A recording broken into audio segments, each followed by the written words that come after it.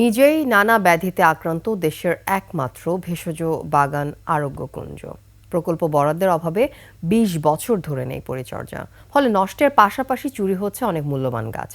আরোগ্যকুঞ্জ দেখতে গিয়ে হতাশ হচ্ছেন পর্যটকরা। মৌলভীবাজার প্রতিনিধি বিকুল চক্রবর্তীর তথ্যচিত্রে ডেস্ক রিপোর্ট। জেনেক্সে শিফট করো, লাইফকে লিফট করো। মৌলভীবাজারের শ্রীমঙ্গল থেকে লাওয়াছড়ার ভেতর দিয়ে এগুলেই ফুলবাড়িতে চোখে পড়বে দেশের একমাত্র ভেষজ বাগান আরোগ্যকুঞ্জ। আদি অকৃত্রিম ভেষজ চিকিৎসা ব্যবস্থায় মানুষকে উৎসাহিত করতে ২০০২ সালে ৪ একর জায়গা জুড়ে ভেষজ ও গুল্ম জাতীয় উদ্ভিদের সমন্বয়ে গড়ে তোলা হয় ভেষজ বাগান।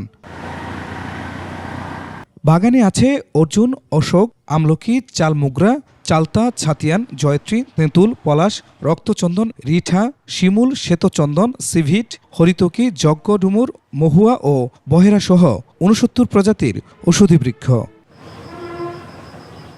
তবে উজ্জ্বল সম্ভাবনা থাকা সত্ত্বেও ভেষজ উদ্ভিদ চাষাবাদের কার্যক্রম এগিয়ে নেওয়া হয়নি, বরং যেটুকু আছে পরিচর্যার অভাবে তাও হারিয়ে যাচ্ছে।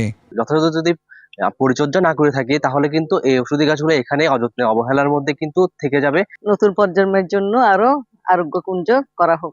আরোগ্যকুঞ্জে বেড়াতে এসে হতাশার কথা বললেন পর্যটকরা। কোনো সাইনবোর্ড না থাকায় আসলে আমরা বুঝতে পারছি না কোন গাছটার নাম কি। নতুন প্রজন্মকে চিনতে পারা আমাদের জন্য কঠিন হয়ে পড়ে।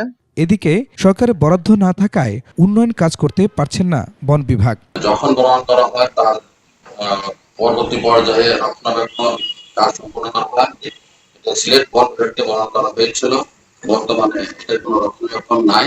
এসব গাছ বা লতাগুল্ম থেকে তৈরি ভেষজ ঔষধ পেটের পীড়া, হৃদরোগ, চর্মরোগ, কুষ্ঠ, ম্যালেরিয়া, হাঁপানি, যক্ষ্মাসহ প্রায় ৫০ ধরনের রোগের চিকিৎসা হয়।